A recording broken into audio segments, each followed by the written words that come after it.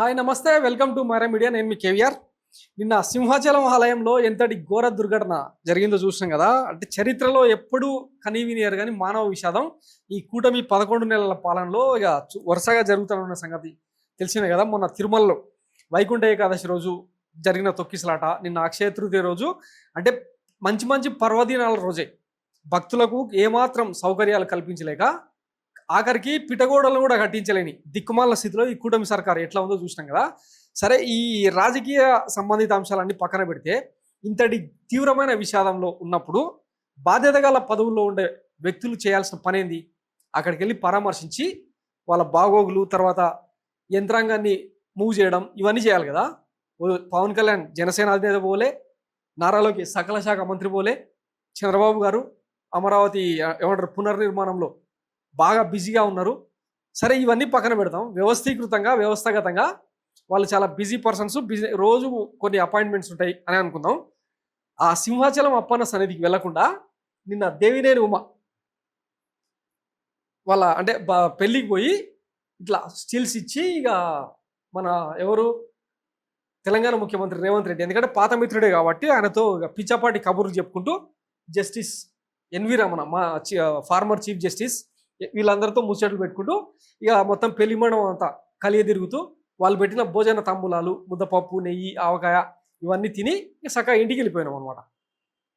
తర్వాత కనీసం అంటే ఇట్లా శుభకార్యాలకు అటెండ్ అవ్వడం తప్పేం లేదు, కానీ రాష్ట్ర ప్రభుత్వం బాధ్యత వహిస్తున్నా ఈ దేవాదాయ శాఖకు సంబంధించి ఇంత తీవ్రమైన ఘోర విషాదం జరిగితే పోకపోతే ఎట్లా? నారా లోకేష్ గారు ఒక ట్వీట్ వేసారు, చూడండి ఒకసారి.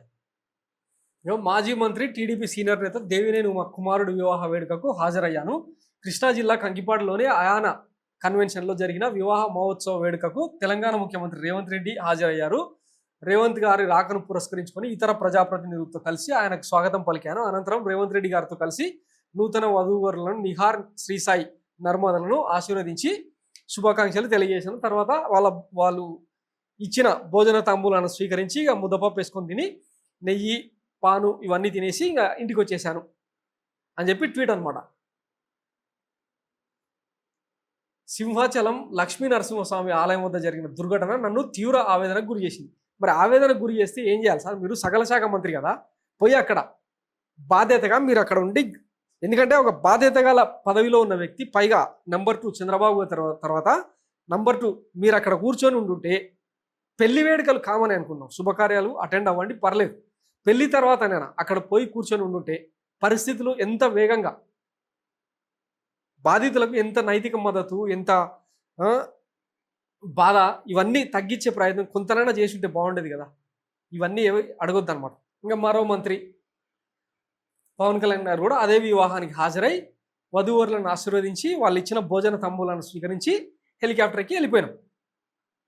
ఒకవైపు జగన్మోహన్ రెడ్డి, అంటే ఆయనకు మాత్రం షెడ్యూల్ ఉండదా? ప్రతిపక్ష నేత 11 సీట్లకు పరిమితం అయినా కూడా షెడ్యూల్ ఉండదా? ఆయనకు పెళ్ళిళ్ళు, పేరెంటాలు ఉండవా?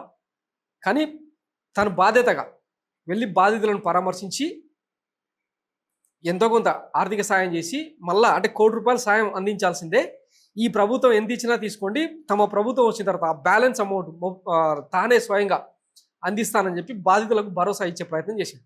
ఒక అమ్మ అయితే వాళ్ళ బాబును, అంటే చనిపోయిన వ్యక్తిని, లేనానా జగనన్న వచ్చిండు ఒకసారి మాట్లాడు అని చెప్పి ఎంత హృదయ విదారకంగా ఏడ్చిందో చూసారు కదా. ఇది కదా రాజకీయాల్లో ఒక నేతకు ఉండాల్సిన హుందాతనం. మనకు అవన్నీ ఎక్కడివి? ఒకసారి చరిత్రను తిప్పి చూడండి. కరోనా కష్టకాలంలో అందరూ ఇంట్లో పండుకుంటే ఆఖరికి చంద్రబాబు గారు కూడా జూమ్ మీటింగ్లు పెట్టి పార్టీ క్యాడర్తో మాట్లాడుకునే ప్రయత్నం చేస్తే, లోకేష్ బాబు గారు కూడా, వైఎస్ జగన్ మాత్రం ఫీల్డ్లో ఉండి ఎవరికి కడుపు నోయకుండా, తల నోయకుండా ఎంత బాగా దేశం మొత్తం ప్రశంసలు కురిపించింది కదా. ఇది కదా క్రైసిస్ మేనేజ్మెంట్ అంటే. మనం ఇట్లాంటి వ్యక్తికి మనం ఇచ్చిన బిరుదులేంది? జగన్మోహన్ రెడ్డిది అసమర్థ పాలన, అరాచక పాలన, సైకో పాలన, రాజారెడ్డి రాజ్యాంగం, వేస్ట్ గాడు, పదవికి అర్హుడు కాదు, అసలు ఈ భూమి మీద బతికే అర్హతనే లేదు అని చెప్పి ముద్రలేసి. ఇప్పుడు మరి ఎవరు ఇవన్నీ చూసిన తర్వాత ఎవరికి అర్హత ఉంది? ఆలోచించుకోవాల్సింది ఆంధ్రప్రదేశ్ ప్రజలే. వాస్తవానికి 2019లో ఘోర ఓటమి తర్వాత చంద్రబాబు గారు ఆల్మోస్ట్ ఇంకా ఇంటికే పరిమితమయ్యారు. 2-3 ఏళ్ల వరకు కూడా కనీసం గ్రౌండ్లోకి వచ్చి క్యాడర్ పరిస్థితి ఏంది, లీడర్ల పరిస్థితి ఏంది, టీడీపీ ప్రస్థానం ఏంది అని చూసుకునే పని చేయాలి. కానీ అదే వైఎస్ జగన్మోహన్ రెడ్డి 3 నెలలకే బయటకు వచ్చి ఈరోజు జిల్లా కార్యకర్తల మీటింగు, అధ్యక్షుల మీటింగు, కార్యవర్గ సమావేశాలు, 6 నెలల్లో సంస్థాగత నిర్మాణం, వాటితో పాటు పార్టీ నిర్మాణంతో పాటే ఎక్కడ సమస్య ఉంటే అక్కడికి పోయి, మొన్న గుంటూరులో మిర్చి రైతులకు సంఘీభావం తెలపడానికి అక్కడికి వెళ్ళిండు కదా, అనంతపూర్లో ఒక వ్యక్తిని చంపేసి అక్కడికి పోయిండు కదా. ఇది కదా ఒక రాజకీయ నాయకుడికి ఉండాల్సిన లక్షణం. సో ఇంకా ఎవరు అసమర్థులు, ఎవరు సమర్థులు, ఎవరు లీడరు, ఎవడు లోఫరు, ఇంకా డిసైడ్ చేసుకోవాల్సిన ఆంధ్రప్రదేశ్ ప్రజలు. ఇవే ఎగ్జాంపుల్స్ అనమాట. Thanks for watching my media. నేను మీ కేవీఆర్. Thank you.